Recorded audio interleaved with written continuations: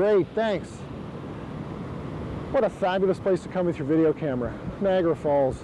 The sound of the water just as it's rushing over the edge of the falls. The mist rising up into the sky in the distance. Good color, exposure, focus. You know, when I play this tape back a little later, it's going to seem like I'm right back here. That's the beauty of a video camera. You can relive any place, any time, anywhere, just by playing back a tape. Hi, I'm Bill Wood. I carry monthly video columns in 4 national Canadian consumer publications, and I've also been an instructor of video camera and editing techniques for the past 7 years. My job is to help people, perhaps like yourself, become better videographers. You'd be amazed at how your camera work can improve with just a little bit of instruction. With better understanding comes increased enjoyment and satisfaction, and of course, better results. And helping you to achieve those better results is just what this tape is going to do. An instructional videotape designed to both introduce you to the world of video imaging, plus point the way to better video making.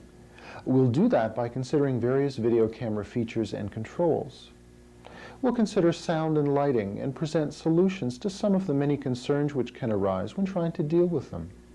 But most importantly, you'll receive instruction regarding proper video camera shooting technique. You know, these days it's certainly no secret that most video cameras function fully automatically. Autofocusing, auto exposure, and auto white balance. Anybody can pick up a video camera, locate the power switch, insert a video cassette, and record something. And those results are pretty good, technically. However, technical alone does not form the basis of a professional-looking final tape. The operation of your equipment will almost become second nature as time goes on. That gives you time to concentrate on shooting technique. Now, before we leave the studio to begin examining various video camera features and controls, let me introduce you to the video camera that will be used throughout this tape. It's the Canon E70. The E70 is a fully automatic 8mm video camcorder. It's equipped with a 6:1 power zoom lens with macro, plus a built-in microphone records sound together with your picture. However, before we can begin using the E70, we have to give it power. That can be done by inserting either a battery or the AC unit. Both fit snugly into the camera's hand grip, forming an integral part of the unit itself. Now that's very important, especially when using battery power in cold weather, since your hand will actually keep the battery warm, making it last longer. Power the camera up, and the default is to automatic, auto-focusing, auto-exposure, and auto-white balance. However, unlike other video cameras on the market, the E70 gives you the option of turning off some of the camera's automatic controls with manual controls. Why you would want to do that will be explained a little bit later in the tape, but let me just suffice to say that not every automatic control will function exactly as you want it to in every situation. Automatic controls can be fooled because of the way they've been designed to work, as will be explained. Now, the E70 uses 8mm videotape. Now don't let the size of this cassette fool you. An 8mm video cassette is capable of delivering incredibly detailed and colorful results to your television screen, due partly to the use of metal particles within the tape's emulsion. A videotape's emulsion is very similar to the emulsion that a still photographic film will have. It contains the particles, not sensitive to light in this case, but sensitive to magnetism, magnetic charges. They form the basis of your picture during recording and during playback. Now, why don't we go out and put the E70 to work?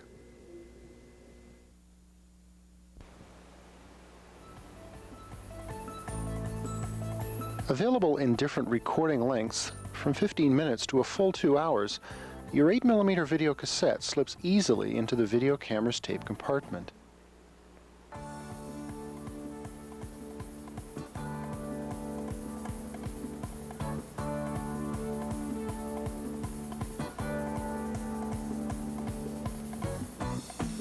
The tape only fits in one way, so you can't make a mistake here.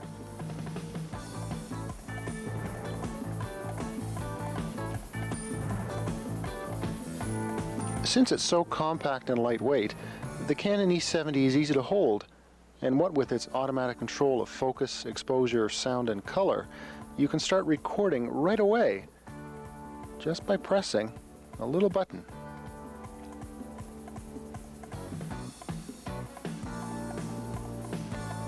A red tally lamp lets your subject know that you're recording, and the flying erase head gives you precise cuts, shot to shot.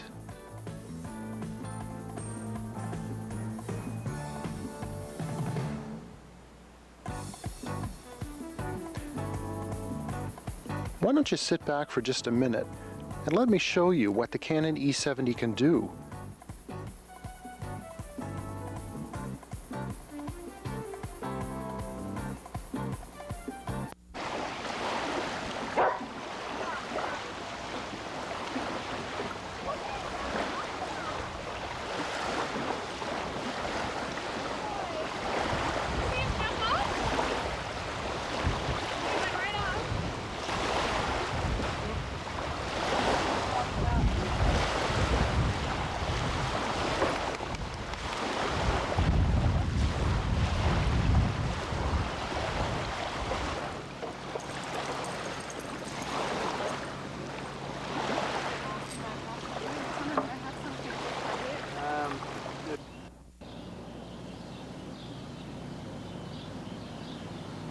Whether you're shooting indoors or outside, if you leave the camera set to automatic, you're assured of consistently good results.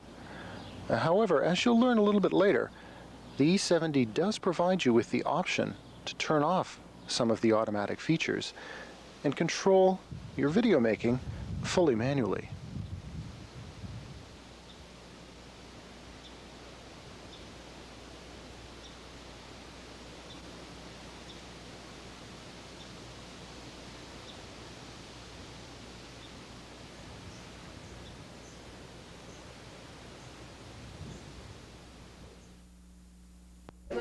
Okay, all right, as long as you're not going. What are you doing, pumpkin?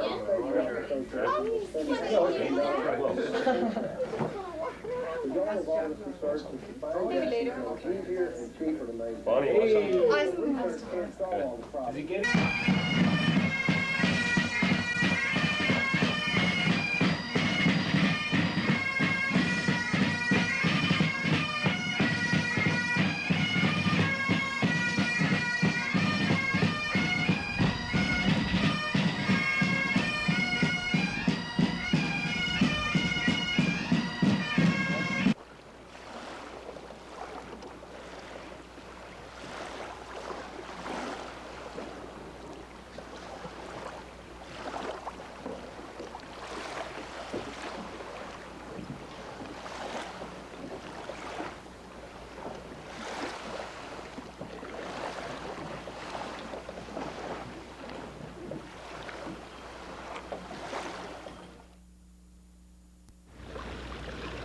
No matter where you travel, you should always make sure you take your video camera with you. Now we're at the cottage, but before I can begin shooting with my video camera, I have to put a blank 8mm video cassette into it. Now, unlike other video cameras, the E70 allows me to open and access the cassette compartment without powering up the main camera. In order to open the cassette door, all I have to do is on the top of the camera, hit the eject button. The cassette compartment will open. I take a blank 8mm video cassette, which will only fit in here in one way, place it in the cassette door, close it, the top comes down, sealing the tape within the compartment.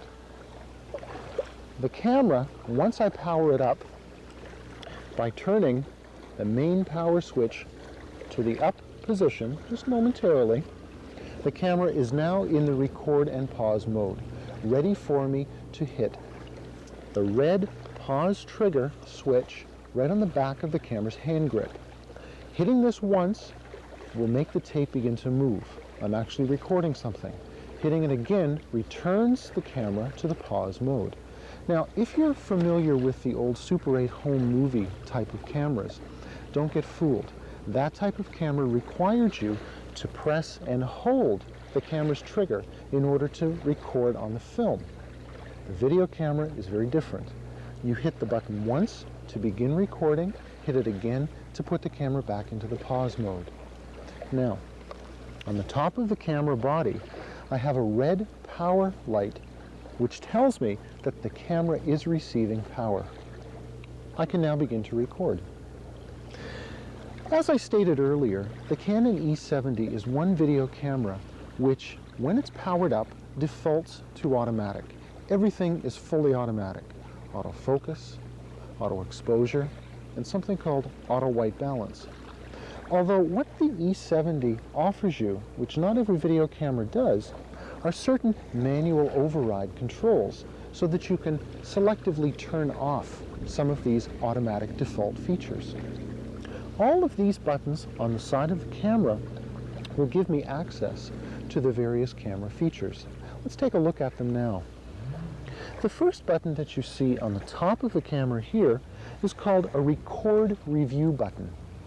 When I'm in Record and Pause, and I hit the Review button, the tape will back up for approximately 3 seconds and then begin to play back to show me what I last recorded, just as a double check to make sure that everything came out just right. It's a very useful feature, and it's something that you should be using on a regular basis. If you haven't, try it. Going down to the next row of buttons, we have an autofocus manual focus button. Now you're probably saying, well, if this camera is autofocus, that as I turn the camera in different positions, the end of the camera lens will actually move by itself and focus for me, as you see it doing here, why would I ever want to turn off that autofocus and have just manual focus? Well, how the autofocus system on this camera works is by a sending and receiving infrared port on the front of the camera below the lens. An infrared beam goes out, hits my subject. The amount of time it takes to be deflected and received back here by the receiving port determines where the camera's lens is going to focus. But there's a bit of a problem sometimes with autofocusing. The autofocus system is designed to focus on the subject which is primarily in the central portion of the viewfinder. That's no problem if I have a subject coming directly towards me or moving in front of me that I have to pan. But if I leave the frame stationary, something that you're going to find out is a very beneficial thing to do in order to achieve a truly professional-looking final videotape, if I leave the frame stationary and my subject leaves the center and moves to the edge of the frame, the focus will drift. Take a look at what I'm talking about. Since focusing is more critical when zoomed into telephoto, a camera focused manually on wide angle before zooming will result in an out-of-focus picture at telephoto. But focusing on telephoto, zooming back to wide, then recording and zooming back in will yield an in-focus picture.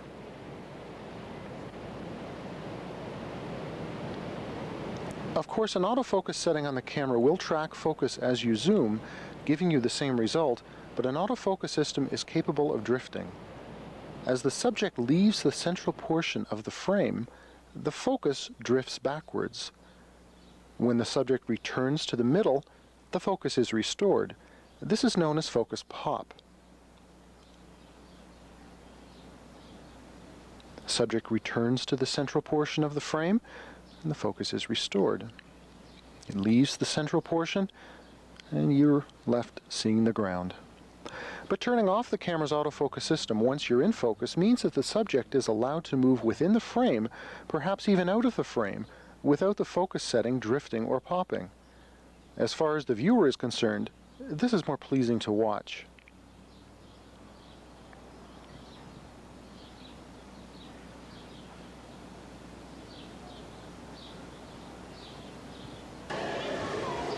A similar problem arises when recording if you move the frame but the subject does not move. As we move the frame, the rock in the background comes into focus. Let's turn off the autofocus mechanism And now you see if we accidentally move the frame, the focus does not drift. The focus is maintained. So you be the judge, autofocus or manual focus. Once again, zooming in from wide angle to telephoto can often result in an out-of-focus picture, meaning that you have to manually focus as you're zoomed in. Autofocus can help because focus is maintained throughout the duration of the zoom, but get into the habit of turning off the autofocus system once you are in focus so that you don't fall victim to focus drift or focus pop.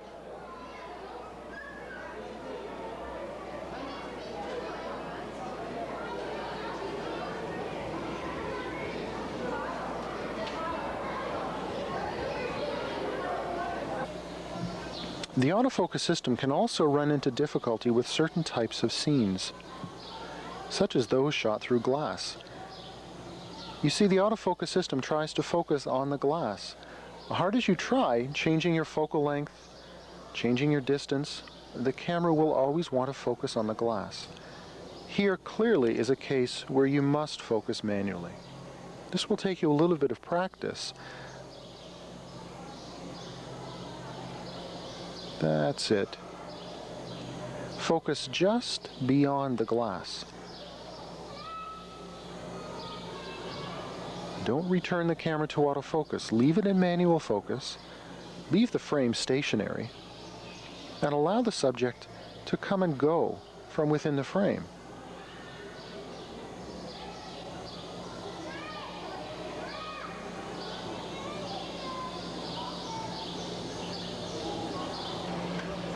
Look at the kind of results you can achieve once the autofocus system has been turned off.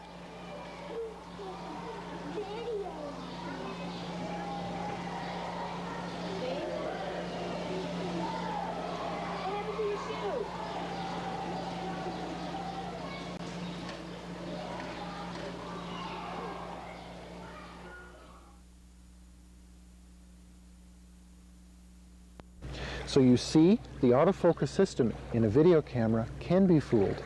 In not every case is it going to give you exactly the result that you want on your television screen. Hence the reason for the autofocus manual focus button.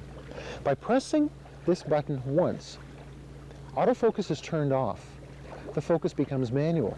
That means that I manually must rotate the end of the camera's lens until my subject is in sharp focus. Now, I won't kid you. That sometimes is difficult for you to tell because you're dealing with a very small black and white electronic viewfinder, a little TV set. It's going to take you a bit of practice before you'll feel comfortable focusing manually, but it is beneficial. Besides avoiding the problem of focus drift that I've just shown you, by using manual focus, you're saving your battery power. Every time you power the camera up and it's in autofocus, just moving the camera around, not even recording anything, is using up battery power. Valuable battery power. Get into the habit of focusing manually. The next button over is not an overriding control button, but it's a fade control. What a fade is called a transitional device. What a transitional device is something to join two different locations or video segments together. Fading out at the end of one day's shooting, fading in at the next day's shooting, and so forth. A fade is a very useful device, provided it's used properly, not abused. In order to use the fade control properly, during the recording process, press and hold the fade button down. This will fade out picture and sound at the same time. If you want to fade into a shot, before you begin recording, press and hold the fade button.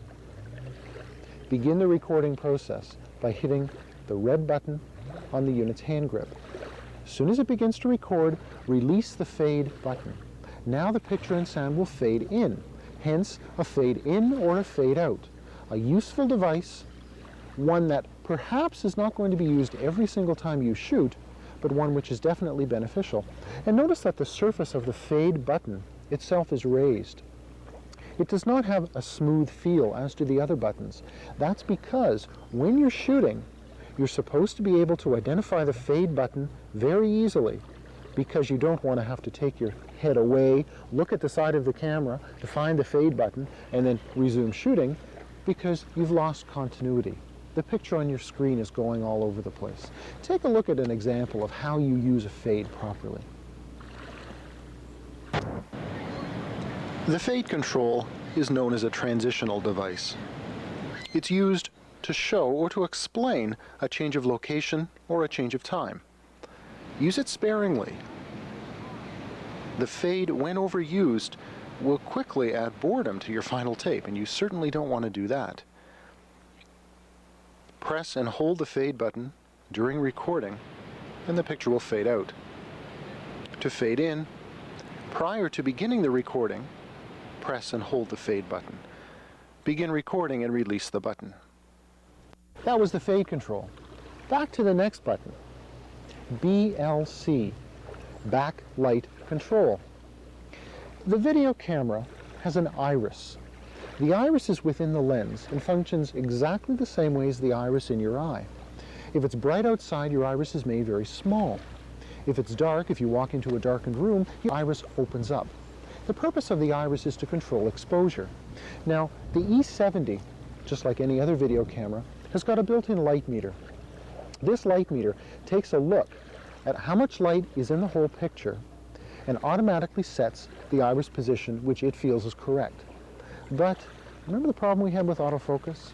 Well, what the camera looks at in the frame in order to set this iris position is not the entire frame, but it's what's in the middle of the frame. Therefore, if you're shooting inside in your living room and you have an open window in the middle of the viewfinder, in the middle of your frame, the camera is going to use that brightness to set its exposure from. The rest of the room just might come off appearing a little bit too dark. Hence the need for the backlight control button. During the recording process, pressing and holding this button will force the camera's iris to open up just slightly. Now remember, we're still dealing with a fairly small electronic viewfinder, and one that's black and white at that. This change in exposure is very easy to see on your large color television set at home, but in a little tiny black and white viewfinder, it's difficult. You may in fact think that pressing and holding this button is having no effect whatsoever, but it's not true. If you're shooting in a situation where the camera's going to be fooled, where you want the picture to be a little bit brighter, press and hold the backlight control button down. Take a look at what I'm referring to. In this example, bright reflections from the face are fooling the camera's auto exposure system, creating a picture which is too dark. During recording, press the BLC button and look how the picture brightens up. Detail is restored to shadows. However, highlights do become washed out. A muddy picture such as this can once again be brightened up by pressing the BLC button. Notice how the leaf now glows with light.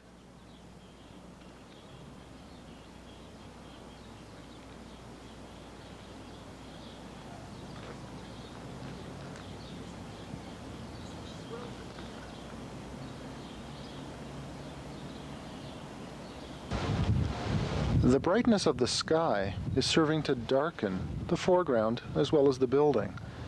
Press the BLC button and everything brightens up, even the sky.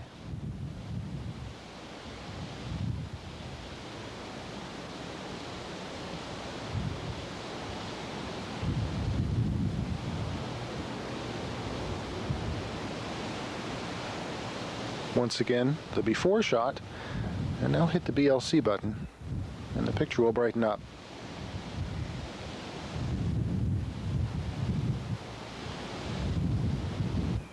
But the most common place to use the BLC button is when you're shooting indoors with the subject lit from behind, in this case the open window. Notice how before hitting the BLC button the picture is fairly dark. Hit the button and it brightens up, but you can also achieve a similar effect by zooming in. Quite a difference, wasn't it? Well, let's continue. One extremely important button that you're going to have to become very familiar with is called the AWB lock. That refers to Auto White Balance Lock. Now, those of you familiar with still cameras know that if you're going to be shooting outdoors with color film, you use a daylight balanced color film. You want your colors to look proper. Red sweaters to look red, green to look green, the sky to look blue, and so forth. But when you move indoors, you should by rights change to a tungsten balanced film. If you don't, your colors will be off when you're shooting indoors. But in actual fact, what you usually do is you continue to use a daylight balanced color film, but you use it in conjunction with a daylight balanced electronic flash. So when you're shooting indoors, you're still dealing with daylight. Well, unlike a still camera, the video camera has got a circuit built in called automatic white balancing. What that means is that the camera is able to sense and determine the color of light that you're actually using in your picture. That means that when you go from outdoors to indoors, there's no need to do anything to the camera. The camera senses the change in color and corrects for it so that colors still look as they should. However, we're also dealing with another automatic system, and an automatic system that can be fooled. Take the case of a sunset. Now, a sunset is very red, it's very orange. It's a very intense color. When you're shooting with the camera a sunset, the camera looks at that color and says, are we really shooting indoors, or is this supposed to be this color? And you guessed it, what it does is it tries to remove that excessive cast of color. Now, the color is so intense that it can never totally eliminate it, but you get home and you play your tape back and you kind of scratch your head and you say, I could have sworn that that color was much more intense than I'm seeing it right now. I guess I'll just turn the color up on my TV set. But that's not how you solve the problem. The camera is being fooled. It gets fooled whenever you're shooting in situations with strong color casts. A sunset. If you're doing macro type shots with green grass in the background and the entire frame is primarily green, the camera can get fooled. What you should do to correct the problem is use the AWB lock button. Take a white card, place it in your scene so the same light that hits your subject is hitting the card. Move right up to the card with the camera or zoom up to it, just so it fills the viewfinder. Press the AWB lock button. What the camera now does is as soon as you point it towards this white object, and it should be what you would call a white object, perhaps a t-shirt, piece of paper, anything that's white, but make sure it's consistently white, that you use the same piece of reference. What the camera's doing is it's looking at this white card and it's saying that's supposed to be white, and it's reading the reflective color from the card and it's eliminating that color so that colors will look as they should, red sweater, green grass, and so forth. Well, by hitting the lock button, you're telling the camera that you do not want it to change from that white balance setting. You then, with the camera in the AWB lock position, continue to shoot with that type of white balance. Your sunset will look very intense. The green grass will look great. The color will not be off. It will be correct. The color from a red sunset will typically fool the camera's AWB circuit. Using a white balance card plus the AWB lock button produces a sunset with true color. Very intense. Place the white card in your scene so the same light which is hitting your subject is hitting the card. Point the camera towards the card, press the AWB lock button once. Now continue shooting. Remember, red is not the only color that can fool the camera. Any prominence of color, green perhaps, can also do the same thing. So be very careful.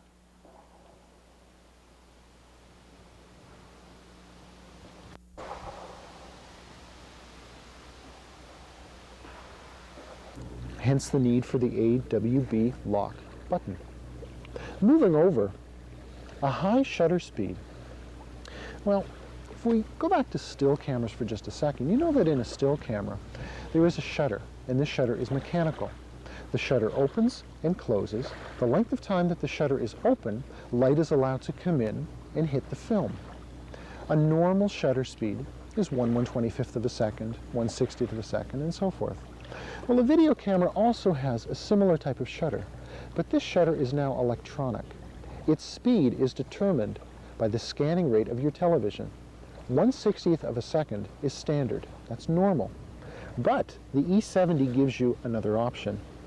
Using a shutter speed of 1/1000th of a second means that if you're recording a fairly fast-moving subject, and when you play it back, you wish to access the slow motion or pause still frame mode to examine the subject, it will be recorded tack sharp.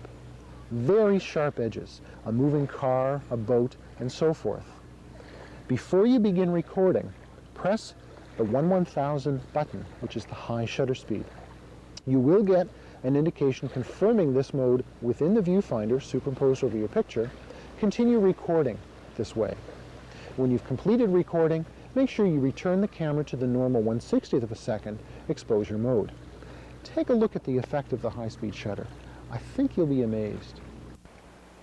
When viewing your tape in either slow motion or still playback modes, if you've got a subject which is fast-moving, such as a car, the normal 1/60th of a second shutter speed results in a blurry picture.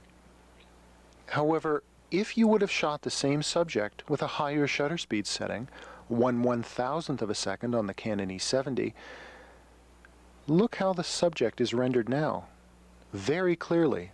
This almost looks like a still photograph, but it isn't. Now that's a useful feature, and one I think you're going to have a lot of fun with, the high-speed shutter. Incidentally, if you try to access the high-speed shutter position when you're shooting indoors in lower amounts of light, be careful. Your picture's going to go dark, because every time the camera switches to a higher shutter speed position, the iris must open up as a consequence to allow more light in to reach the CCD chip, the imaging device. One more button, a self-timer interval timer. How many times have you been using your video camera and you want to get into the picture yourself? Well, now you can. Prior to recording, hit the self-timer button once. The camera now goes into a countdown mode, gives you 10 seconds from the time you hit the pause trigger on the hand grip before it actually begins to record. Useful. An interval timer. Again, another countdown timer, but now the camera will count down 10 seconds, 60 seconds, and then record for 2 seconds. How is that useful? Well, take a look at this. The interval timer allows you to add a little bit of Hollywood to your home video making. Dramatic cloud formations, as you see here, the camera creates totally automatically. All you have to do is select one of the 3 variable interval settings: 60 seconds, 20 seconds, or 10-second intervals. Let your imagination run wild with this. What you're achieving, in effect, is true animation in camera. So now we've talked about all these little buttons on the side of the camera, what they do, when you should be using them, and why. And I do hope that you put them into use, because they've been put on the camera to make your video making more consistent, more professional. And they're very useful, so use them. But in addition to manual overrides over the camera's automatic settings, the E70 also has a built-in zoom lens. Now we get into some real video making. Before I can begin recording, I have to remove the camera's lens cap. Notice that there is a clip on the end of the lens cap which allows me to store the lens cap right on the side of the camera strap, on the hand grip. Put it there, tuck it out of the way. There's nothing worse than having the lens cap dangle underneath the camera and tap on the bottom of the unit, because all of those sounds are picked up by the camera's microphone. Well, the zoom lens on the camera allows me to zoom right in and right back out again for my subject. I can look much closer to something without actually moving an inch. To add some visual variety to your video making, the camera is equipped with a zoom lens. This zoom lens can be operated either manually via the zooming lever or via the power zoom rockers located on top of the camera. Press T for telephoto to zoom in or W for wide angle to zoom back out.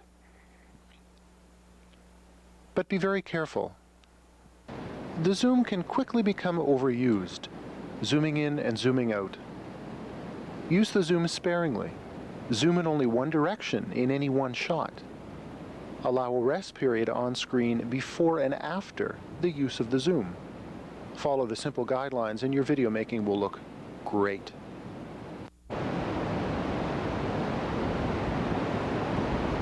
That's very useful. In addition to the 6-power zoom, there's also a macro setting on the lens. Now, so that you'll avoid a lot of frustration, I'm going to tell you a bit of a secret. Macro focusing means that I can get physically very close to my subject, perhaps centimeters away.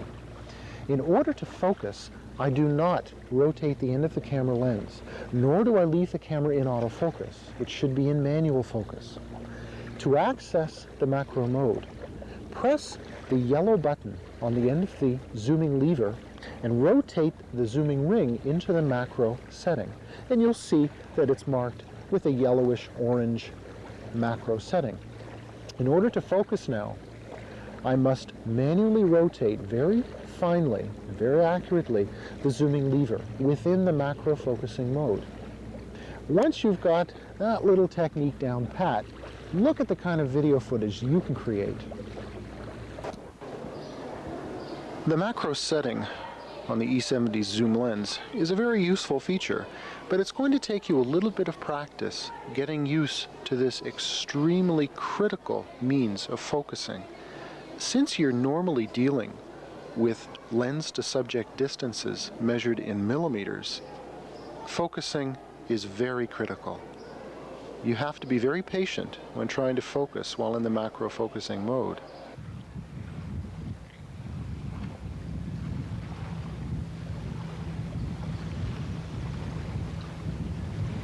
The type of subject that you choose to shoot in macro is up to you, but remember, the benefit of macro is that you can get physically very close to your subject. Things which in reality are very small become very large on your television screen when you're using the macro focusing mode.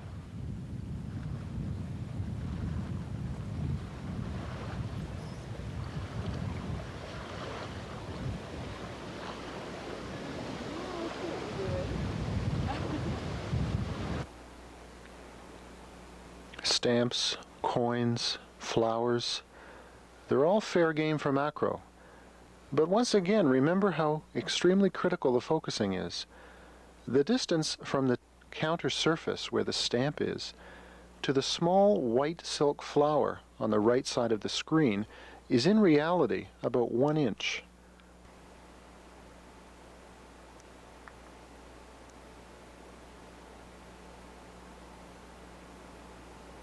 But as useful as the zoom feature on the camera can be, it can quickly be overused. Zooming in, zooming out, zooming in, zooming out. Well, you take a look at your footage where you've done that. I'm going to save my comments till a little later. You'll understand more what I'm getting at. Camera status information is relayed to you within the electronic viewfinder. Symbols and words are superimposed over your scene so that you know what the camera settings are. However, this viewfinder itself is focusable. There's a built-in diopter with a little ring. What you should do in order to make sure that the viewfinder is focused for your own eyes, go outside on a nice bright sunny day, focus to infinity manually. Make sure your subject is a good distance away so it will be in focus. Look in the viewfinder and fine-tune your focus by rotating the diopter ring. Once your subject looks nice and sharp, the diopter is set for your own eyes. Now, if you wear glasses, this will take the place of your glasses so that you don't have to continue to wear them as you're recording. The eye cup built onto the rear of the viewfinder will rest nicely on your face. Now, I'm sure after all of that shooting and experimenting, your battery's in need of a charge. In order to recharge the camera's battery, you first have to remove it from the camera body. You do that by sliding the battery eject switch all the way forward and just lifting the battery out of the camera's hand grip. Your AC unit, which is formed actually with two pieces of equipment, the AC unit battery coupler and the actual AC power supply, these two units are needed to recharge your camera's battery. What you have to do is take the camera battery and slide it into the battery coupler. Plug the battery coupler into the AC power supply. As soon as you do that, a red indicator light will begin flashing on the battery coupler, telling you that the battery is being charged. As soon as this light glows solidly, then you know that the battery is fully charged. You then remove the battery from the battery coupler and continue to use it. A fully charged battery for the E70 will last approximately 45 minutes, and it will take about twice that time to charge a fully discharged NiCad battery. But a word of caution. NiCad batteries are known to have a certain problem, and this problem is called a memory problem. It means that if you charge a partially used or partially discharged battery, and you continue over a period of time to recharge a battery before it has been fully used, the battery has the tendency to develop a memory. What this means in practical terms to you is this. Let's just say one day you take a fully charged battery, put it into your camera, and go out shooting. Now, this is the day before a very important wedding that you have to go and videotape. So you go outside just to make sure the camera's working properly. You want to make sure the autofocusing is okay and the color's fine. So you use the battery for 10 or 15 minutes. Then you go back inside and you charge the battery right back up. Because you know the next day you're going to need the battery fully charged, it's logical to think that you just charge it back up. It'll take about 30 minutes or so if you've used 10 or 15 minutes worth of power. And that's exactly what you do. And the next day comes and no problem, the battery lasts for the full amount of time and so forth.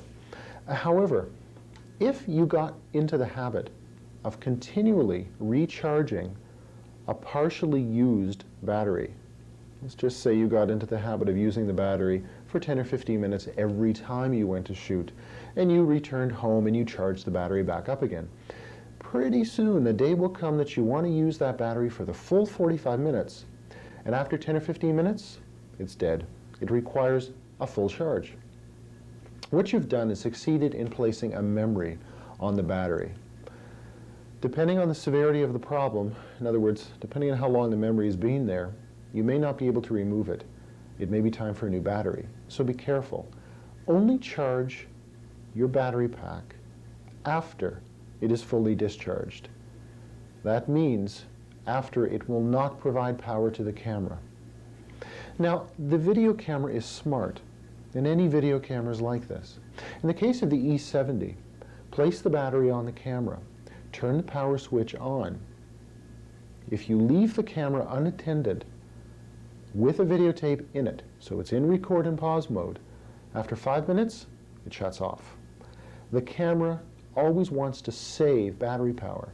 It can detect when you're using a battery and when you're using AC power. When you're using AC power, it does not shut off.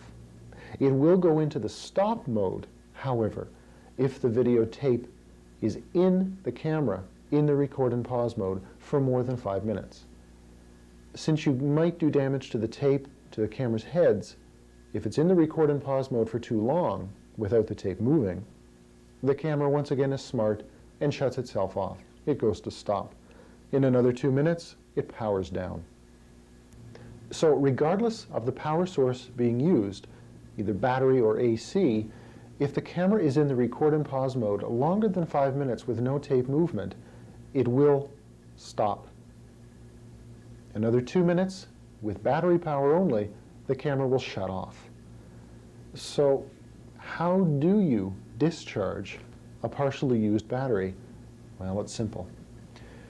Take an 8mm videotape, place it in the camera, make sure you're on battery power, turn the unit on, hit the stop button on the top of the camera so that it comes out of the record and pause mode, ready for the playback mode, and in fact, hit the play button. What you want to do is play an 8mm videotape. It doesn't have to be connected to a television. You don't have to watch this tape. All you're doing is making the camera use battery power. The camera can now be left unattended so that the battery drains itself.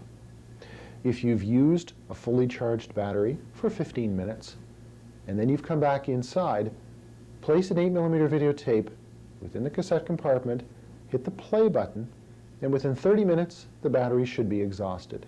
Then, and only then, should you recharge the battery. So be careful of that. Watch out for the memory problem. Avoid it. It can be a costly mistake. Now, what other concerns should you have when looking after your video camera? Well, clearly, a very important concern has to do with the end of the camera lens, right here.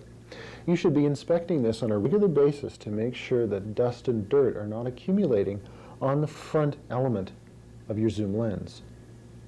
If it is dirty, use a good quality lens cleaning tissue and lens cleaning fluid to remove that built-up dirt. But an even better idea is to place a clear protective filter over the end of the camera lens. Filters are available which will thread onto the end of the camera lens, protecting the front element. Now sure, the filter's going to get dirty, maybe even get scratched, but I would rather spend $20 to $30 on another filter rather than hundreds of dollars on another lens because I've accidentally scratched the front element of the zoom. So be careful of that. Now what about the VCR portion of the camera? This also has to be cleaned on a regular basis. I stated earlier in the tape that provided you keep this part of the camera cleaned on a regular basis, you can reuse that 8mm videotape perhaps 500 times before it begins to lose its natural ability to hold a charge. Well, under normal use, an 8mm videotape, just like any other videotape, any other format, will begin to lose a certain amount of these particles, metal particles. These particles can begin dirtying and clogging the video heads, audio heads, erase head, capstan rollers, and so forth. This built-up dirt has to be removed because if it isn't removed, it can begin degrading your picture and your sound in your final tape. How you clean the inside of the camera on a regular basis is by using a cleaning cassette. A cleaning cassette looks just like an 8mm videotape, but inside the material used is a bit different. What you should be doing is once every 25 to 30 hours of either recording or playback camera use, use a cleaning cassette. Open the cassette compartment, place this cleaning cassette in the door, close it, and play it for 15 seconds. What this tape will do is remove all of that built-up dirt. Provided you keep the inside of the camera clean, you should not have any difficulties in reusing a tape over and over and over. Now, you should never notice the picture on your TV screen getting better or getting worse when you're using a cleaning cassette. You should always maintain the same level of picture and sound quality. Cleaning cassettes are very, very advisable for you to use. Now, video cameras will certainly differ when it comes to their size and shape, but when it comes to basic features and the basic operation of those features, as we've been discussing, there is no difference. It's universal. Take, for instance, the Canon E708. Like the E70, the 708 is also a fully automatic 8mm video camcorder, but one with a number of differences. Autofocus, auto exposure, auto white balance, as well as the manual overrides are featured on this camera as well. But the lens is a bit different. It's an 8-power zoom lens. The camera has a built-in character generator for creating your own titles, a day-date capability for superimposing day-date information. A sepia button allows you to color or filter your picture to give it that old-time flavor. 2 high-speed shutter positions to choose from. And unlike the E70, where you power the camera up, the default is to automatic. The default on the E708 is up to you. You can default to program, which in essence is auto everything, or you can default to full manual, giving you access to the manual override controls that we've been discussing. But one feature difference of the E708, which is clearly unique, is a full function wireless infrared remote control. This actually gives you access to full recording and zooming capability from a distance. It also gives you access to a number of very unique visual effects. The zoom lens on the E708 is now an 8-power zoom lens. That means you can get a little bit closer to your subject. The lens is also equipped with macro, and focusing is achieved either fully manually or with autofocus. Other features include a white or black fade, record review, auto manual focus as mentioned, center and average metering, AWB white balance lock, a sepia button for giving your pictures that old-time flavor, a variable high-speed shutter position, as well as day-date capability and a counter display.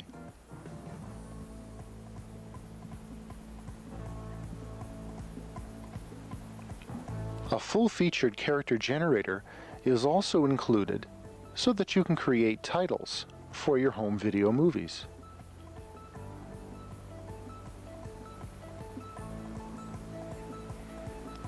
Since the E708 is digital, certain special effects, as you're about to see, are very impressive.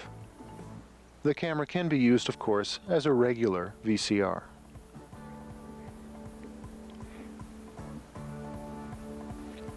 As well as an earphone jack, a mixing microphone jack has been built in. This allows you to mix background music with your original sound as you're actually recording. You can use the 708 to record your favorite TV program and watch it when you're away at the cottage.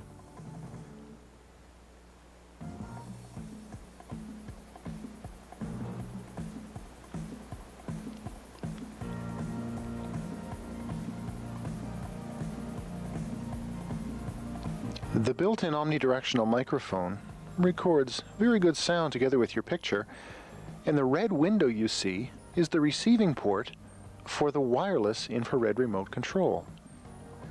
This remote control allows you to actually zoom wide to telephoto from a distance. Plus, during playback, you can access some very interesting special effects. Let's take a look at some.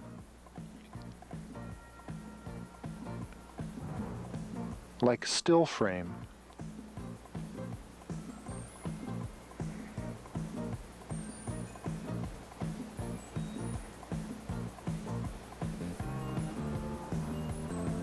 or slow motion.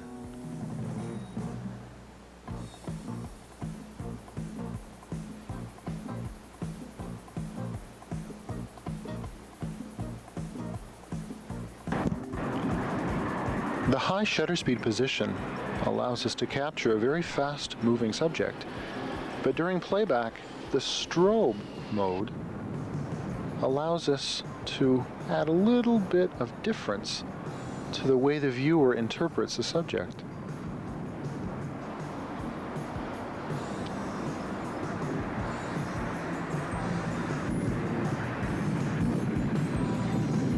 The strobe effect can be varied up to 6 different levels. And something different that you're now seeing is called an art effect, a type of colored solarization which you can add to any video that you shoot. The art mode has 3 different levels that you can access, each one increasing the effect. Keep in mind that these special visual effects are accessed during the playback mode, not during the recording mode. Hence, you can take any previously shot videotape and add these effects to it.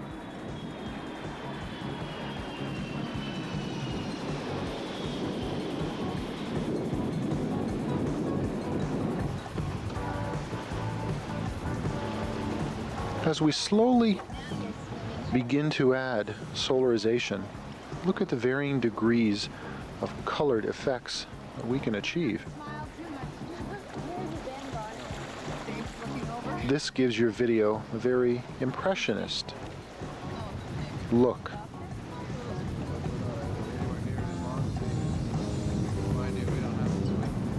Why don't we combine the art mode with a still frame and see if we can create a nice painting. There it is. If we remove the special visual effects, we're left with a picture as it normally would be shown on your television set. Very useful special effects can be gained with the wireless infrared remote control.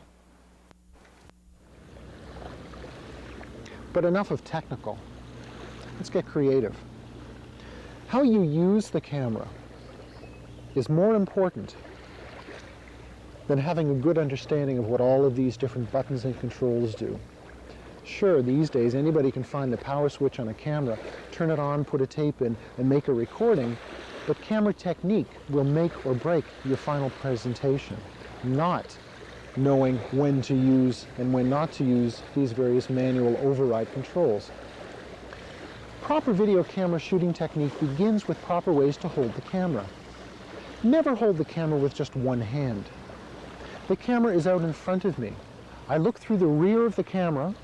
After about 20 seconds, the camera starts to shake.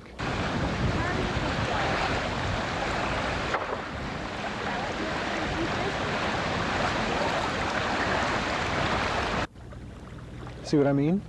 What you should be doing is using 2 hands. A hand in the hand grip, but also a hand underneath to brace the camera. Bring your elbows tight to your body.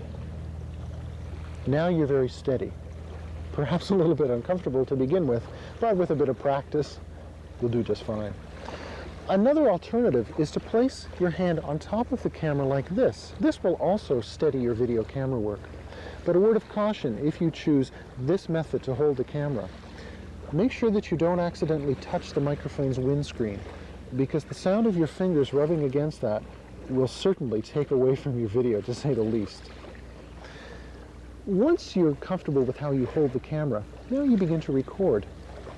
Well, think about a still camera for just a minute. What do you do with a still camera? You don't move with it. You don't go up or down. You don't zoom in as you're shooting. You don't tell your subject to move in the frame. No, with a still camera, you pick up the camera, focus, compose, set your exposure, click, you take the picture. You should do the same thing with a video camera.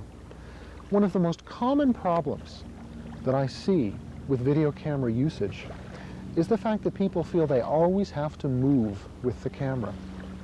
They have to pan, or they have to zoom. They have to make the subject move. Well, you take a look.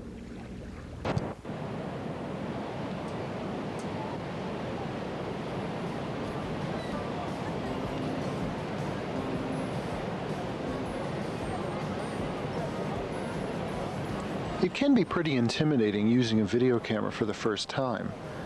After all, if the camera can record motion, why not show it some? Keep the camera moving. Keep it wandering. Go from side to side, place to place, zoom in, zoom out, and then repeat the whole process again. You're capturing good sound together with your picture, but take a good look at this picture. This video segment is very confusing. It's very hard to look at because you're doing nothing more than wandering with the camera.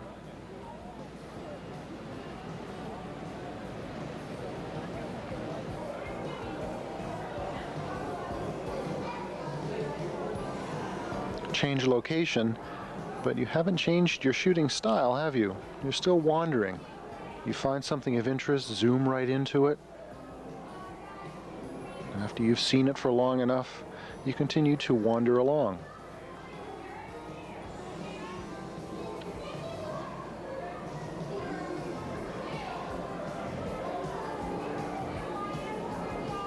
This is making for very tedious video making. Not quite sure what subject you want to shoot, but right underneath your fingertips is that zoom control.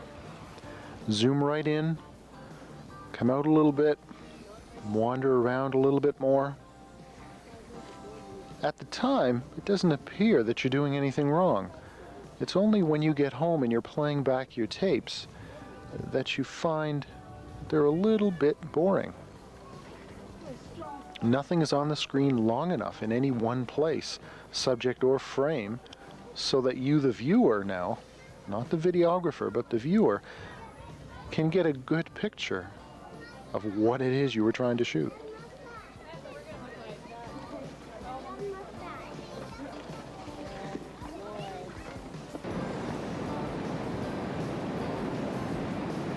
The use of a tripod is advisable to keep your zooming very steady.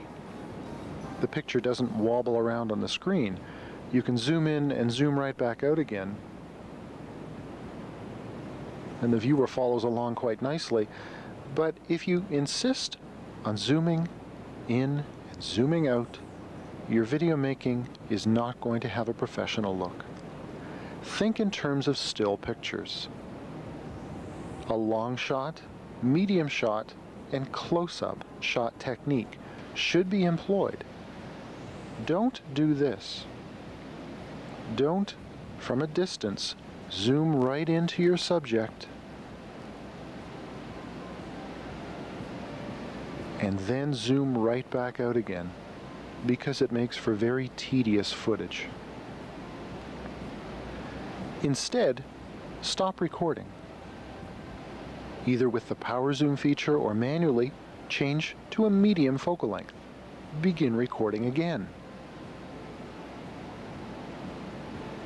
After this image has been on screen for a few seconds, stop recording, change to telephoto, take a close-up, and back to wide angle.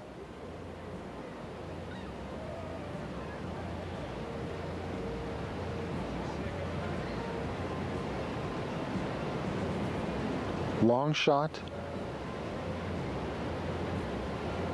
medium shot, and close-up should form the basis of how you examine your subject, not continually zooming in and zooming out.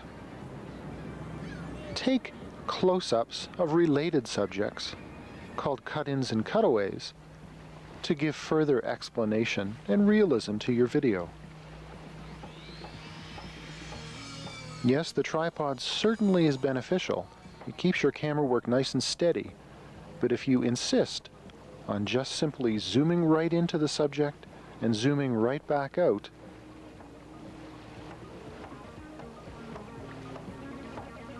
your final videotape will not look very professional. Think in terms of long, medium, and close-up shots. See how much easier it is to follow the action of the subject? You can really tell a story if you think in terms of still video frames. Don't move the frame. Keep it stationary. Don't zoom in and zoom out. Now, the power zoom feature certainly makes the zooming action very smooth, and a tripod makes your camera work very steady.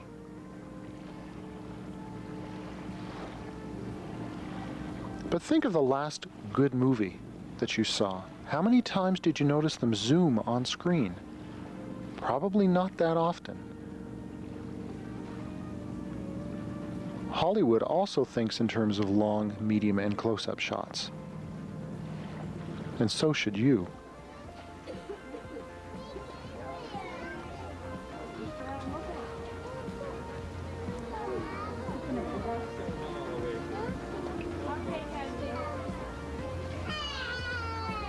Extreme close-ups taken of your subject, when edited together in the proper order, can really tell an interesting story.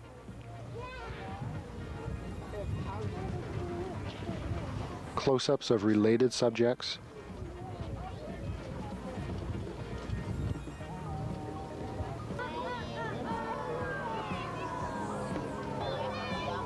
close-up to medium to a long shot. Rearrange the order, but always think in terms of long, medium, and close-up. Stop showing the zooming action on screen.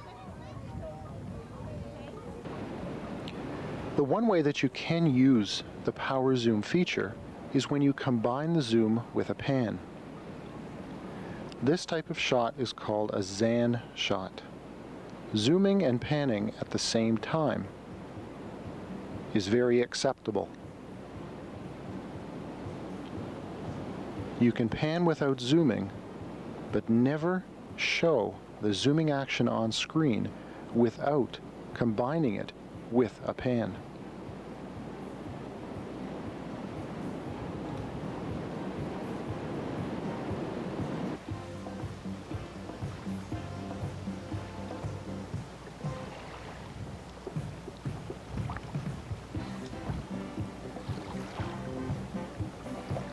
This is also a Zan shot, but instead of beginning with a close-up, we began with a long shot and we end with a close-up.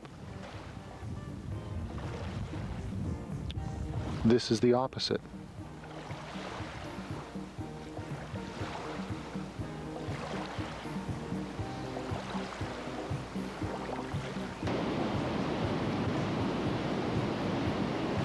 From telephoto to wide angle, showing the zooming action on screen, but combining it with a pan.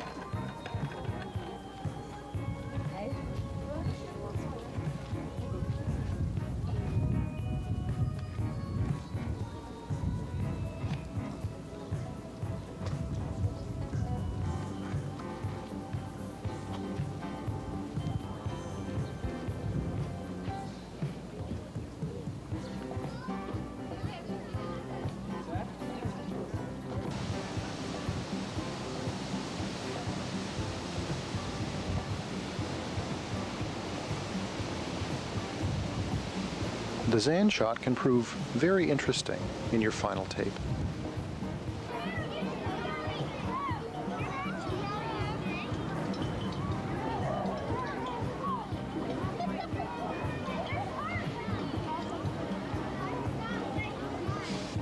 You see how bothersome zooming in and zooming out, panning a little bit, zooming in and zooming out can be?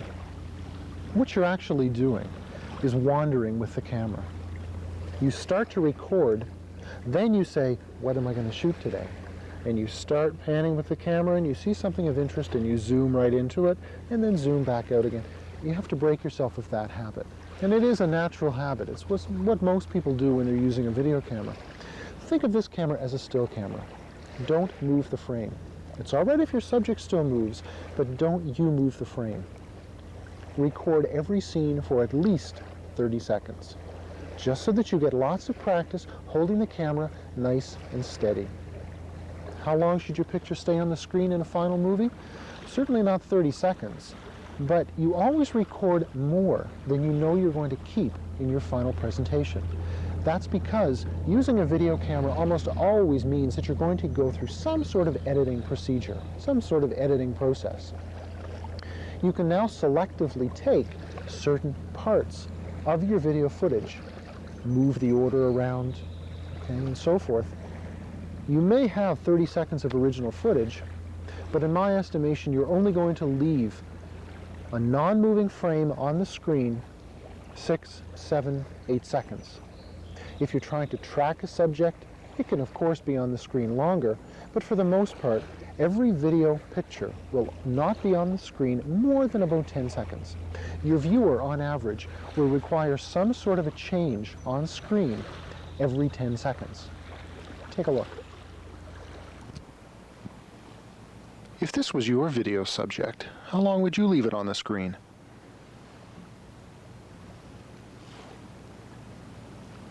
That's probably long enough. However, it is a good idea to record more of the scene than you need, just so that you get accustomed to using the camera, holding it steady, getting used to the feel of it. But always be conscious of how long an image should stay on the screen. The second image, that's just about the right time now.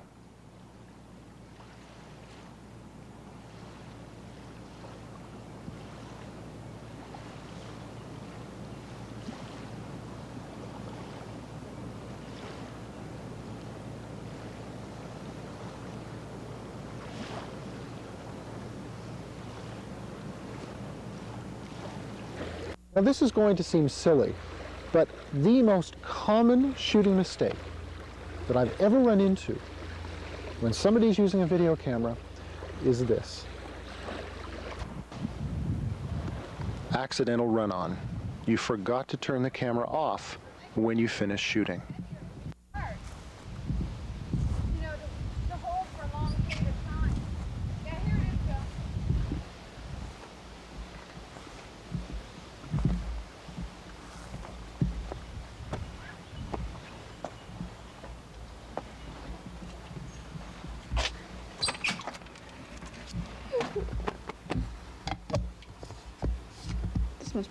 So to correct the problem, just make doubly sure that when you're recording, you can actually detect the REC symbol within the camera viewfinder. Because if you don't, you're going to get very comical footage, as you've just seen. It's very important when you're shooting that you feel comfortable with the amount of pressure needed on the pause trigger release on the camera's hand grip to start and stop recording. Get familiar with it, and you won't run into accidental run-on. So you see, still photography and video photography, or videography if you will, since they're so related in how you use the cameras, they're also very much related in composition. There are certain guidelines which a still photographer follows in order to maintain good composition. What composition means is basically, how does the frame relate to the subject? Whenever your viewer looks at a picture, you never want them to just stare blankly at the middle of the screen. Sure, they can identify your subject, but you want them to move around and discover the various parts of the subject. You want their eyes to move into and through the frame. That's better composition. So to begin creating better video composition, we actually borrow some guidelines from still photography. Compositional guidelines. Let's take a look at some of them now.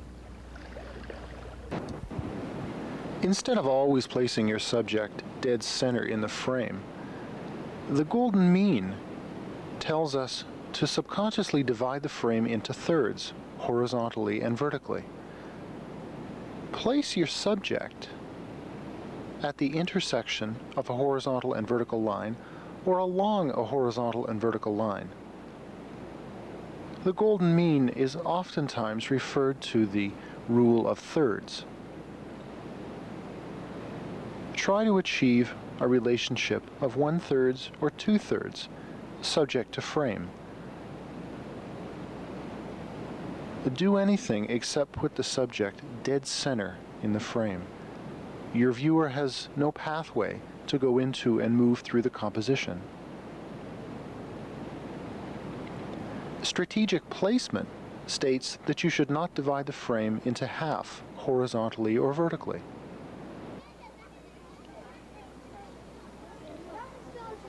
Another example of the golden mean. The elephant on the right-hand side of the screen. Don't put the boat dead center. Notice also that the frame is divided in half equally because of the horizon. Move the boat to the bottom left of the screen, firstly to give it somewhere to move to, but secondly so that the horizon becomes lowered. Once again, this picture is being divided in half with the horizon. Move the horizon towards the bottom of the screen, or move it towards the top. Strategic placement and the golden mean, or the rule of thirds, are very much related in what they say about good composition.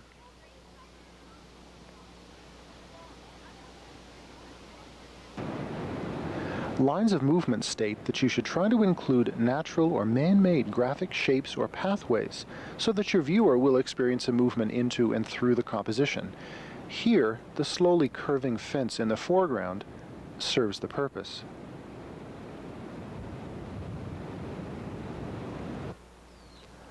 This is called an S-curve. Notice how the viewer can usually enter the frame from the left-hand side, following the pathway to the bottom left of the screen and exit, or to the bottom right. In this case, the concrete wall forms a natural curving shape to invite the viewer into the composition. Why not add a bit of variety by including a close-up shot of what the wall is guiding you to? Once it's left on the screen 3 to 5 seconds, come back to another wide-angle shot, re-establishing the compositional guideline which was used. Once again, instead of placing your subject dead center, accentuate the S curve in this picture by changing your composition. Strategic placement, the golden mean, as well as lines of movement, all add to the composition.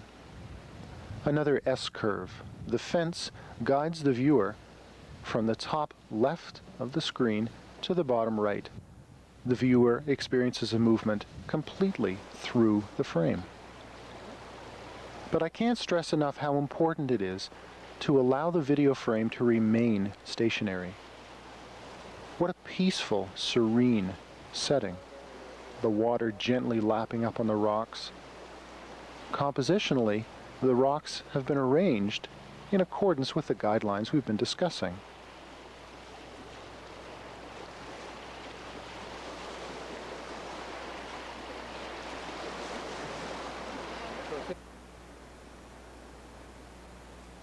The frame can move, however, even if the subject is stationary. This is called a pan.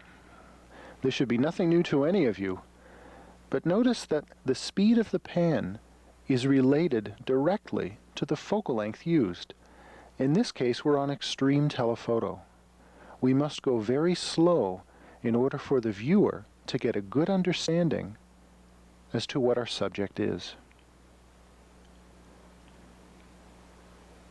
A slow and gentle pan like this can be improved with the addition of some nice, slow and gentle background sounds. Some music.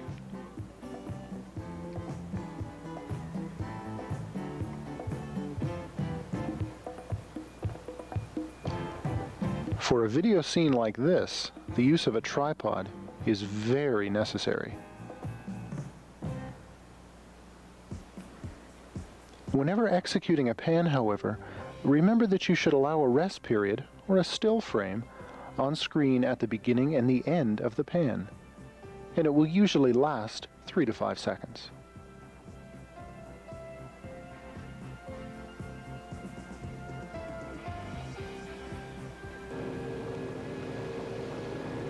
In order to follow a moving subject, allow the subject to enter the frame and then pan with it. But then you will reach a predetermined point where you stop moving and allow the subject to leave the frame. A typical video shot is composed of a beginning still frame or still shot, an ending still shot, and a movement to join the two together. Capturing a moving subject is handled exactly the same way. But always think in terms of long, medium, and close-up shots. Stay away from this. Resist the temptation to zoom into a scene and to zoom back out. Always think in terms of long, medium, and close-up shots.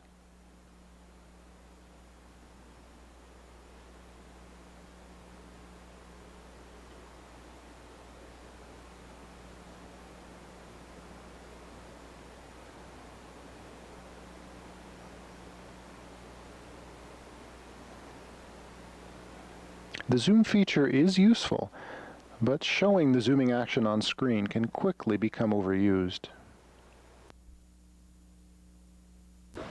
But so far, everything we've talked about is visual. Video is not just visual, but it's sound as well. The E70 has a built-in omnidirectional style microphone. This microphone is designed to see in a fairly wide area in front of the camera. When you're on wide angle, what the camera sees and what the microphone sees will be the same, will be identical. But if I zoomed into something, the microphone is still looking with a wide angle. That means if I'm zoomed right into somebody a distance away, they begin to speak, the camera, or more correctly the microphone, will not necessarily pick up just that person. This microphone is sensitive to sounds of equal intensity in all directions. That means that the farther your subject is away from the camera, the lower in volume will the sound come out. There are additional styles of microphones available that you can use. Why don't we take a little trip back to the studio and let me show you some choices in different microphones and show you some examples as to why they're beneficial. Now, because sound is so important as a completion element in your final videotape, you should take special care to make sure that what the microphone sees or hears is the same as what the camera lens sees. We've already talked about the on-camera omnidirectional microphone. Now we can supplement it with a directional style of microphone. This microphone mounts right on top of the camera, on the camera's shoe. This microphone, unlike the omnidirectional built into the camera, sees almost in a straight line. It's much narrower in its reading angle. In order to plug the microphone into the camera, I must first remove the built-in on-camera microphone, and I do that by simply turning it a quarter turn and pulling it straight out to unplug it from the front of the camera body. I can then plug the directional microphone right into the socket. Another option besides this straight directional microphone is called a mixing microphone. And this microphone is really special. This is something very unique. The mixing microphone will mount on top of the camera's shoe the same way that the directional microphone does, and it plugs into the same external microphone jack. But now, I'm given another cord here. This cord will plug into my portable stereo cassette player. Go away on vacation, plug this into your portable stereo cassette player, and via this built-in mixing pot, I can actually mix background music together with my live footage. I can monitor the sound with a special earphone jack on the back of this microphone. Take a listen to the kind of result that you can get when you're using a mixing microphone. I think you'll be amazed. Firstly, take a good listen to the sound that you get with the regular on-camera mic. We're going to just teach you on mini fish today so that you can, get used to the feel of it and the way, how the wind affects it and to maneuver it. And if you should tip, it's a good boat to learn on because you can get it up in like roughly 15 seconds. It's very lightweight. Yeah, it's light, it's only 95 pounds. And it's a good learning boat because the sail is very flexible. You can let it out and you can come in easily. Now the directional mic. You can practice writing it. Yeah. And what you do is you swim. The boat will not turtle, it'll just go on its side. Right. So you swim to the back of the boat. You put your hand on the top side. You put your foot on the centerboard and apply your weight to the centerboard and it'll flip back up. And the sail will be flapping and you should just sort of crawl back in. It's not hard to get in. It's not as if because it's not terribly high. high sides or anything, and you can just get in and get yourself together, pull all your ropes back in, and away you go again. And now the mixing microphone. Pay close attention to this one because we'll actually vary the level of background music versus regular scene sound during this example. When you were first learning? Yeah, once I even slid right out of the boat because I was wet. You get quite wet Yeah. because you splash and things. And the boat, that boat has a very smooth surface, and your bathing suit's quite slippery. And I slid coming about. That's when you turn it around. Yeah. And I slid and then fell out of the boat. The boat kept going for a little while. I was swimming after the boat. Is there not a little place to sit, or are you just sitting on the No, you board sit on the itself? side, and you can. There's a little. There's not a pocket for your rear end to sit in. But one problem associated with any type of microphone is wind noise. You notice that this built-in microphone has got a foam windscreen. The purpose of this foam is to absorb excessive wind noise so that you don't hear it. But there will be times when the wind is just too strong. What you're going to have to do to eliminate the wind noise further is supplement this foam windscreen with additional material. A Kleenex, handkerchief, perhaps even an old sock. Be creative, but wrap something, a porous material, around the microphone. Don't block the front, just move it around the side of the microphone. You'll have to experiment because, of course, the more intense the wind noise, the more shielding you're going to need. Just be careful. Don't put so much on the microphone that you totally block out the sound of your subject. A little bit of experimenting, though, and you'll do just fine. One other thing. It's a very good idea to use an earphone as you're recording. You use a visual viewfinder so that you can compose your picture and focus and so forth. What do you do about sound? An audio viewfinder is nothing more than an earphone or headphones. They plug easily into the side of the camera, into the audio output jack. Take a trip down to your local electronics store and you'll find something that'll do the job just right. And it's not very expensive either. Now, of course, using an earphone is not going to solve any technical sound problem for you, but it will tell you what the microphone is doing. If you've zoomed right into someone a good distance away, you may see them just fine in the viewfinder, and you think the sound is coming out just fine as well. However, play the tape back and you may be in for a bit of a surprise. They sound like they're 100 miles away. Perhaps you don't even hear their voice because there's so much wind. So you see, the use of an audio viewfinder is clearly advisable. It may tell you that you have to physically move closer to your subject in order for the sound to come out properly. Now, you will have to back off from telephoto a little bit, assume more of a wide-angle lens position so that the picture will once again match the sound. An audio viewfinder is a very good thing to use. Now, besides the sound element to your final videotape, lighting can also play a very important role in creating a professional-looking final tape. Your video camera is rated with a lux rating. Lux is a certain measure of light. It is meant to reflect the minimum amount of light required for the camera to deliver a picture. In the case of the E70, this lux rating is 7. Now, in order to put that into perspective, if you took a single lit candle, moved 1 foot away from it, and measured the light falling on your hand, that would be approximately 11 lux. So, that means that the E70 can actually perform indoors with no other light than the light from a single lit candle 1 foot away. However, if you've tried to shoot indoors under low amounts of light such as that, you'll find that the first thing that leaves your picture is color.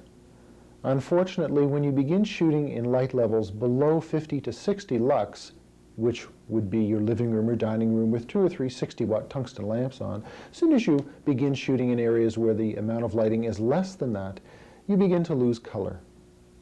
Focusing also becomes extremely critical. That's because in lower amounts of light, the camera's iris must open up, almost wide. When it does, depth of field or depth of focus within your picture shrinks. The smaller the lens opening, the less critical is your focus because the depth of field is greater.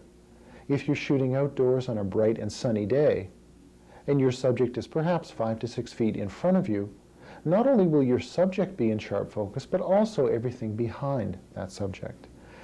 Move indoors, under 50 to 60 lux of light. Same subject distance from the camera. Everything in the background, it's out of focus. Not because the camera's doing anything wrong, but because of the camera's iris, the aperture, same as the iris in your eye that we discussed before. Hence the need for additional forms of lighting. When you're shooting indoors, it's advisable to use as much light as you possibly can. This is so the picture will not only return to a colorful state, but more importantly, so that focusing is less critical. The use of additional video lights perhaps is your choice, but why not just turn on a few more room lights to increase the overall lighting within the room? That should solve most of your lighting problems indoors. Now we move outdoors. When you're shooting outdoors in bright, sunny conditions, you may in fact find that when you play your tape back, it's too contrasty. There's too much light. You've lost detail in highlights and in shadows.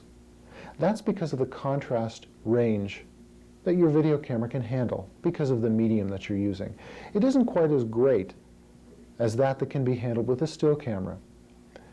It's much better to shoot on an overcast day or a day with a few clouds outdoors, so the contrast ratio or contrast range is not as great. You'll be more pleased with your results.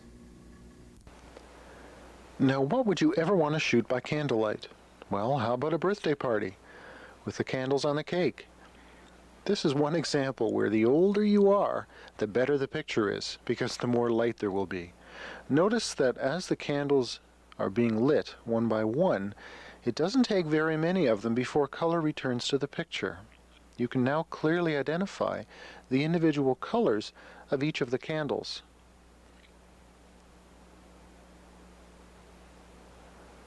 Remember also that the further you are away from the source of light, the candles, then the more that same light has to travel through the entire picture. The picture will get darker the further back you go. Happy birthday to you. Happy birthday to you. Happy birthday, dear Dad. Happy birthday to you. And many more. Make your wish. You're 9.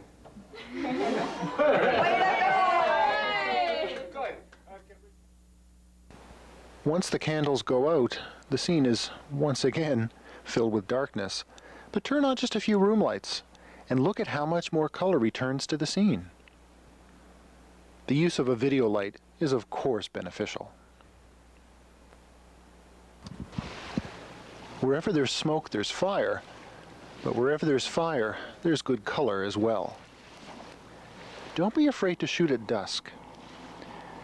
There's more than enough light to give your scene good color, but it also introduces a very nice mood effect because the colors seem very pastel. Perhaps you can combine the two. Remember what we were saying about Zan shots and about follow shots?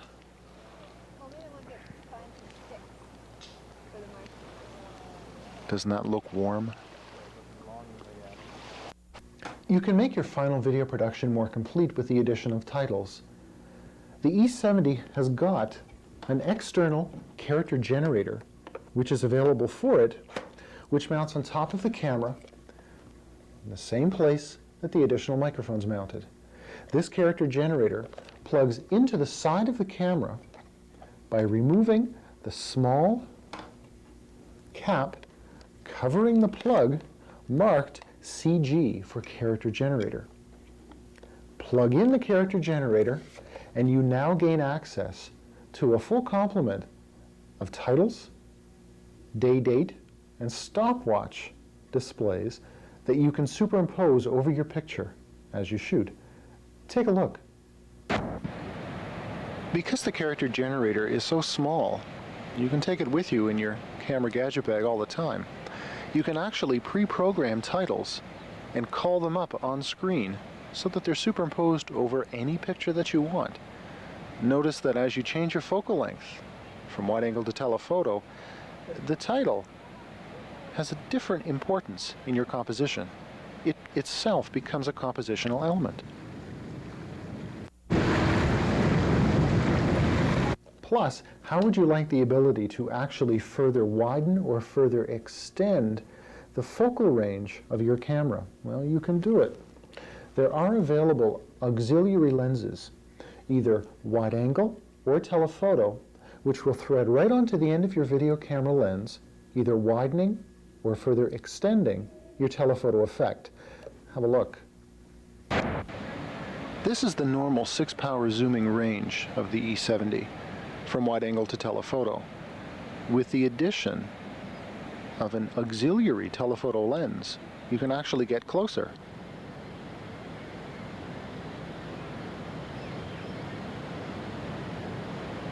The normal wide angle lens position, with the addition of an extra wide angle auxiliary lens, you jump backwards,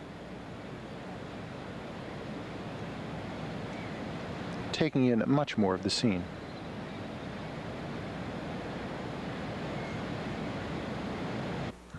Well, now what?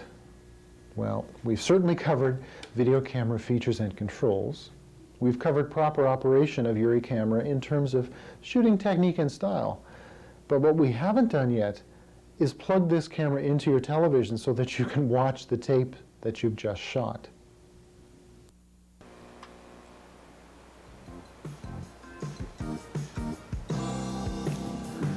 It doesn't take you very long before you find that you've got quite a collection of tapes. Well, in order to view these tapes on your large color television set at home, make sure that you provide the camera with AC power, not battery power.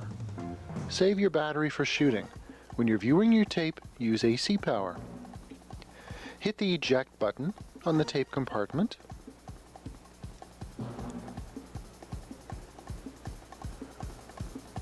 And insert the videotape that you want to view. Now the camera will automatically load the tape into the record and pause position. So in order to take it out of record, first hit the stop button. Then hit the rewind button to rewind the tape to the beginning.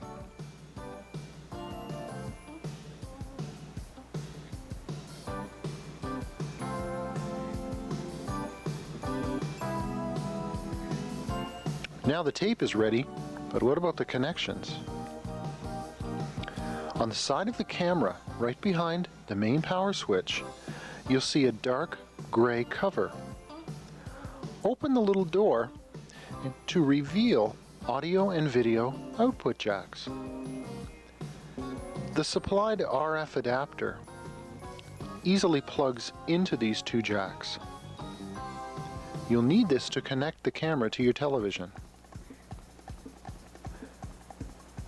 This is called a coaxial cable connection.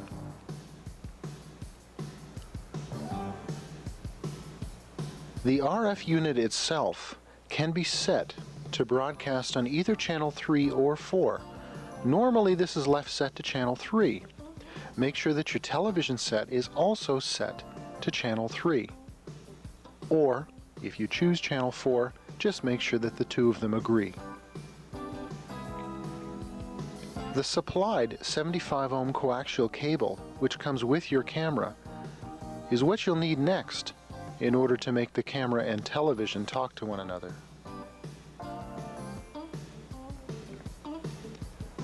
First, plug the cable right into the coaxial connector on the camera, and the other end to the back of your television set to the 75 ohm coaxial connection, usually marked VHF or antenna input.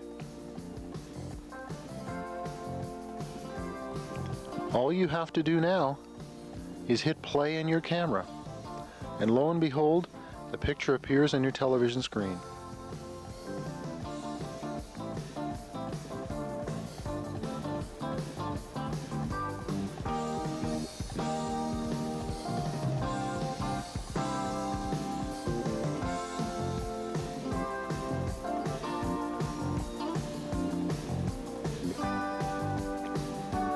During playback, you can access the forward or reverse search features on the camera to locate exactly that portion of the tape you wish to view.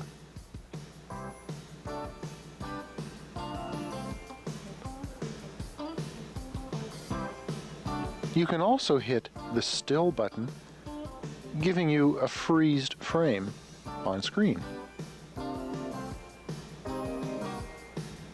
When you're done, just hit stop.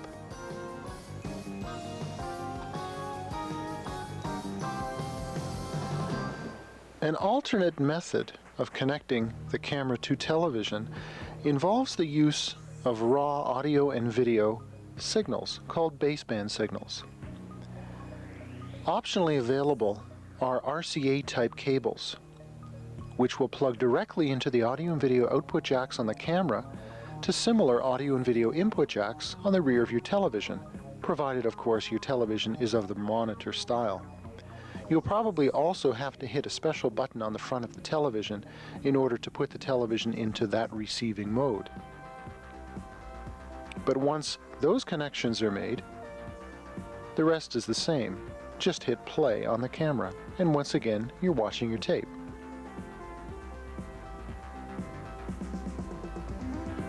Regardless of if you're using the coaxial type of cable or the raw audio and video basebands, sound is the completion element. Don't forget it.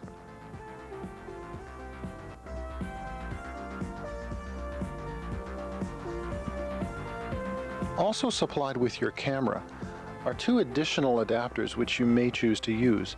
The one on the right is a 300 ohm to 75 ohm adapter.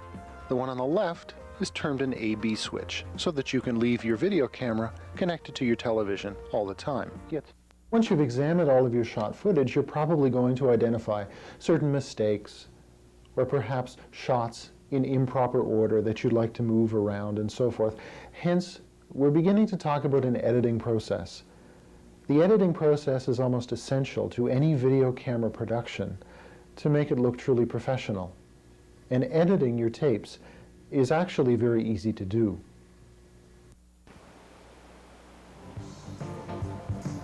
To begin with, to avoid accidentally recording over an already shot tape, slide the erasure prevention tab all the way to the left so that it shows red. Now when the tape is inserted in the camera will not be able to record over it.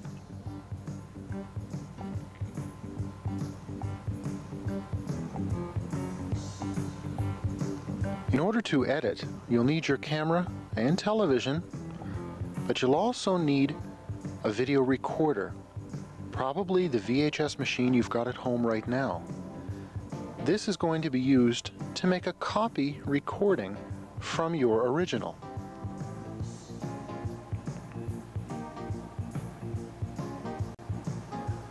Once again, make sure you're using AC power with your camera.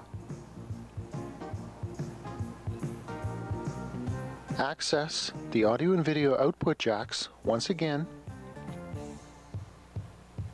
using the RCA type cables. Plug in the video output and the audio output.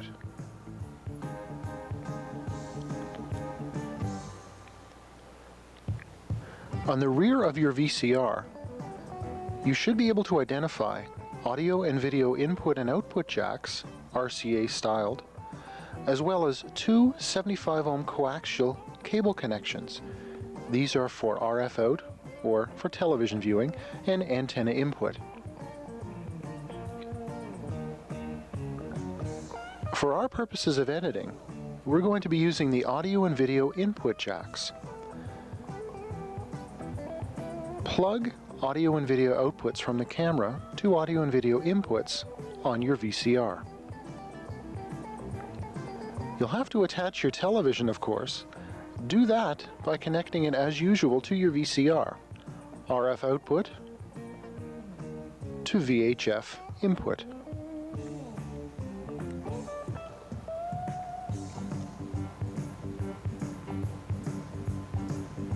Turn the power on your VCR. You'll get some sort of indication as to VCR status. Make sure the television is turned on and has been set to the channel that your VCR will broadcast on. Once again, usually channel 3.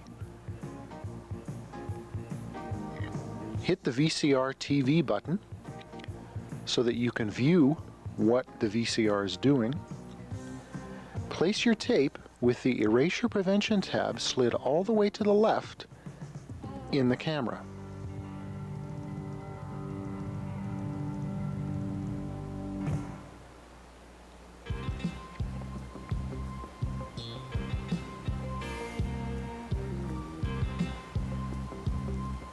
Rewind the tape if necessary, and when ready, hit play on the camera. Once again, your footage shows itself on your television, but now the difference is it's being patched through your VCR. That means you can make a recording of it. Take a VHS tape, or whatever tape your VCR uses, place it in the VCR and set the VCR to the fastest recording speed. In the case of VHS, this is SP. Hit the record and pause buttons on the recording VCR. Assuming that you're using a blank tape, you'll want to begin to record at the beginning. If you're not, you would want to play the tape first in order to cue it up. When you find the beginning of the segment that you wish to add on to, hit pause and then place the VCR in record. Move to the E70 now. Play your tape, put it in pause, and then hit pause on both machines at the same time. Your original tape is playing as the VCR is recording.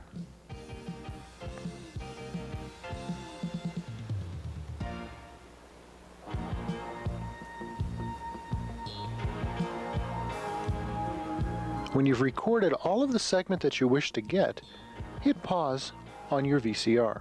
Hit stop on the camera. Now proceed to cue up the next segment to be transferred on the camera.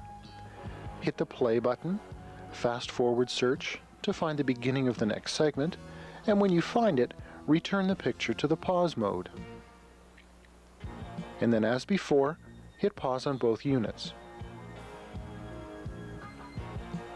Once again, the camera is playing as the VCR is recording.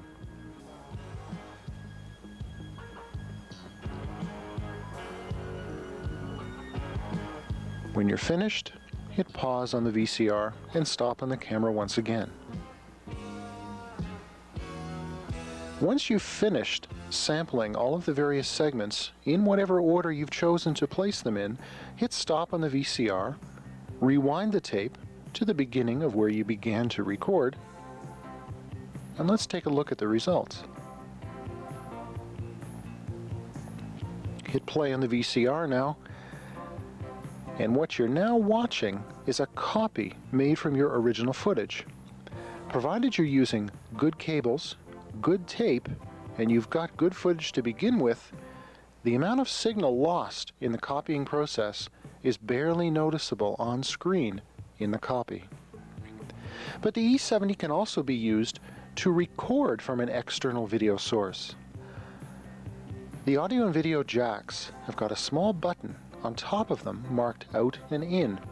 Hit the button Now the camera is ready to receive an external video signal. If you wanted to make a recording from a pre-recorded tape that you've already got, or from your VCR's television tuner, move the audio and video in and output jacks to the output-only jacks on the VCR. Play a tape in the VCR, or tune in your favorite television show, and you're ready to make a recording. Make sure that the tape you now place in the camera has got the erasure prevention tab slid all the way to the right so that the tape can be recorded on. And make sure you're using a blank tape.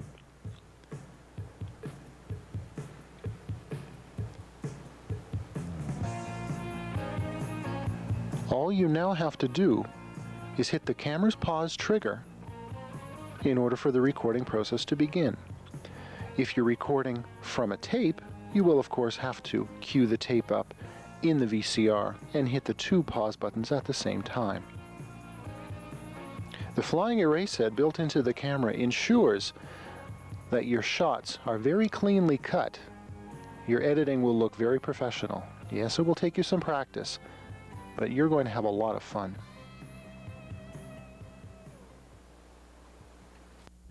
A final video production is made complete with proper sound, with proper camera work, but it's also divided into different video segments or sequences. Each of these segments is composed of a number of different video shots. Segments are joined with transitional devices. The transitional device that you have at your disposal is a fade. Make use of it. Make your final videotape complete, and it will look very professional. But more importantly, have a good time doing it. Well, that's just about it. You've not only received instruction about the technical side of how you operate your camera, what buttons to push and why, when you want to push them, but you've also received instruction about the creative side to better video making. How do you hold the camera? Do you zoom in and zoom out? Or do you think of the camera as if it was a still camera? Leave the frame stationary. Allow the subject to move into the frame and then to leave the frame. All you need now is lots of practice. You can use the same tape over and over again, and again, and again. But before you know it, you'll be using your video camera with ease, producing truly professional-looking final tapes. Welcome to the exciting world of video imaging. Good luck with your new hobby. And now, if you'll excuse me, I see a little bit more footage I want to take before I have to go home.